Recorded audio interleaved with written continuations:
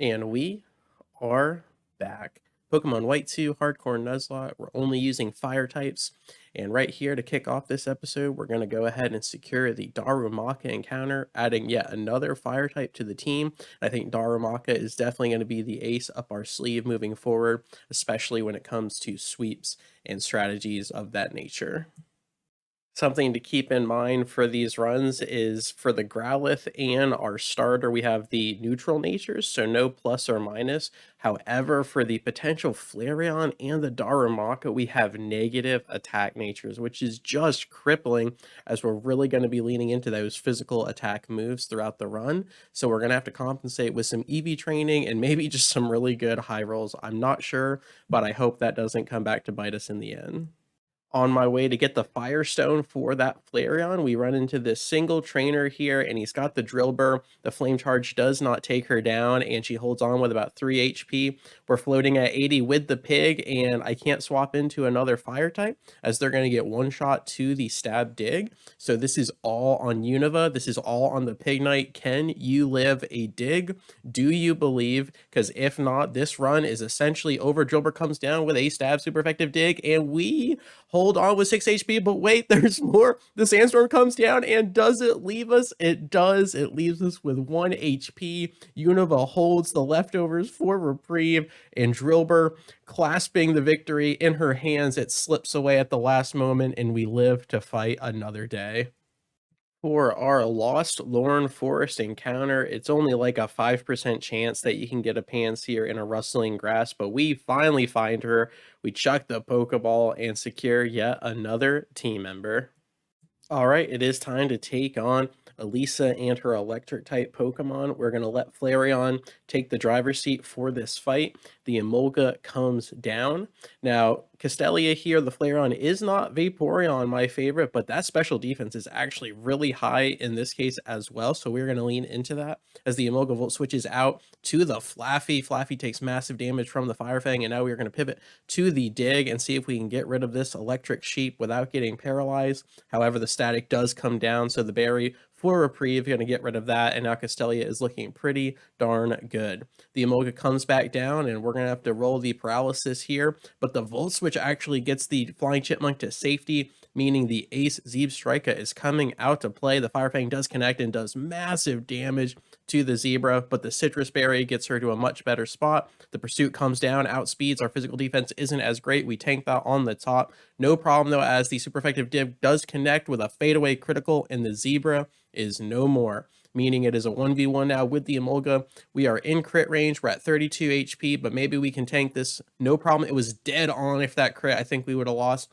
Castelia, but the Fire Fang doing massive damage as well. I do believe it is time to pivot to our starter Unova, the Pig Knight, ready to go. Big old plump piggy here coming down, and going to see if we can show the Flying Chipmunk who's boss. The cuteness is very underrated as she is just doing work with the Volt Switch. Another one comes down. It is Stab, but it is not super effective, thankfully, as it leaves us in the orange, and we fade away with the Flame Charge. A little static for the disrespect, but no problem. Elisa is defeated, and that is 4 gym badges down. Everything's going fairly well, but if you can't feel it, I feel like something bad is going to happen, but let's try to avoid that at all costs. All right, after a while of biking in Chargestone Cave here prior to the 5th gym, we do finally find another Firestone, and we're going to slap that down onto the Fire Monkey and use that to our advantage against Clay.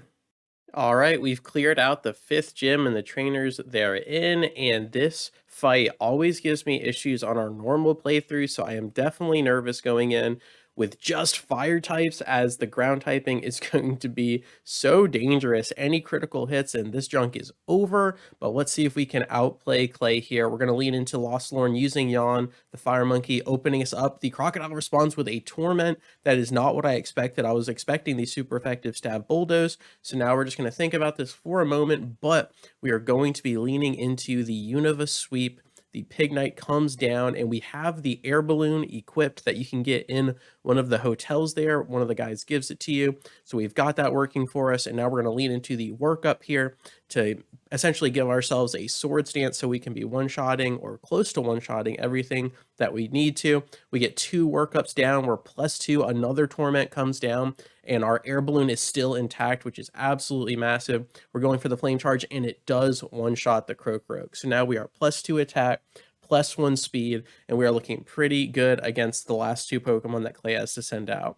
The Sandslash comes down with a massive physical defense. On top of that, we cannot use Flame Charge again because of that Torment. So we go ahead and go into a third workup, eat a Crush Claw off the top. We do lose our Air Balloon, so we are going all in on the Flame Charge. We do have +3 attack, and it's not enough to even get Sandslash into the red. So the Bulldoze comes down. It is Stab Super effective, and Unova holds with 1 HP. We lose one of our speed charges, but it's okay as we're still going to outspeed the Sandslash. And I didn't realize that I was supposed to get the Fire Punch TM from another guy in a hotel, so the flame charge was actually way too weak for this strategy, but it doesn't matter as the Pig Knight gets a fadeaway critical on the Excadrill, and we are beyond lucky. I cannot believe we made it out with the starter intact.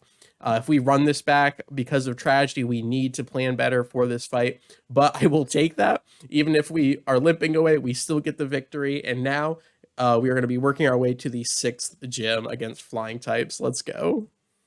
Our celestial encounter is going to be the cute little Gandalf Litwick. We're going to chuck the luxury ball and secure our 6th encounter of the run. I do believe there's still 2 or 3 out there, but I will definitely take it.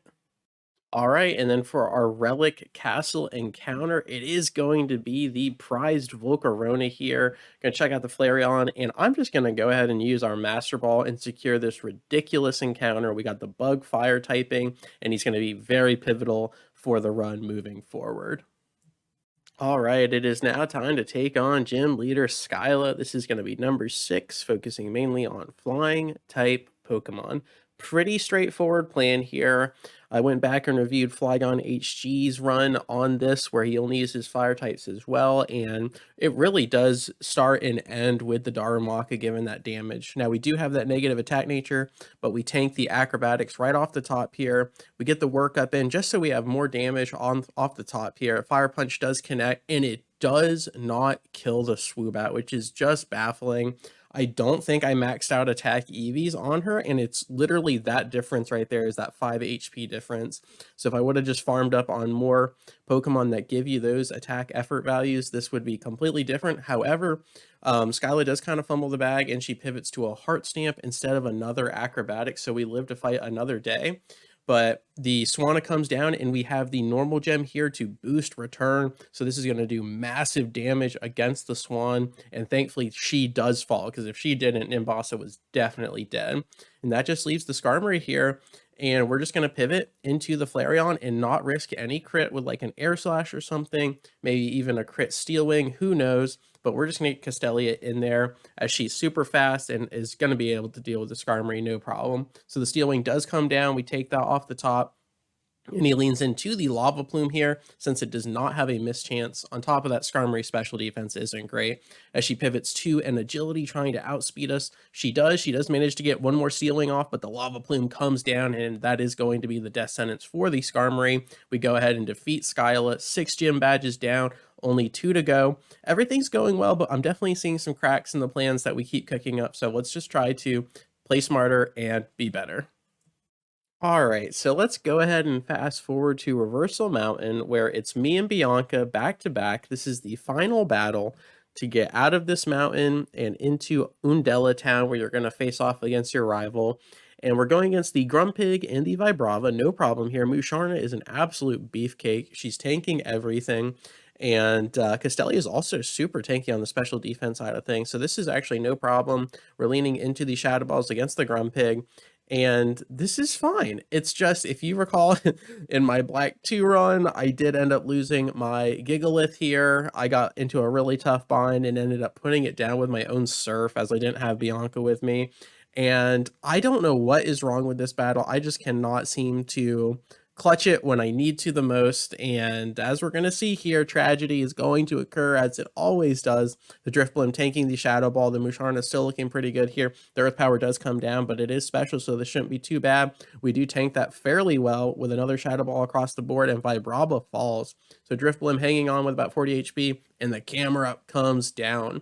So all I can picture here is Camera going for a massive Earthquake or Magnitude or Earth Power, whatever you have there that you're working with. And I'm like, okay, who resists ground?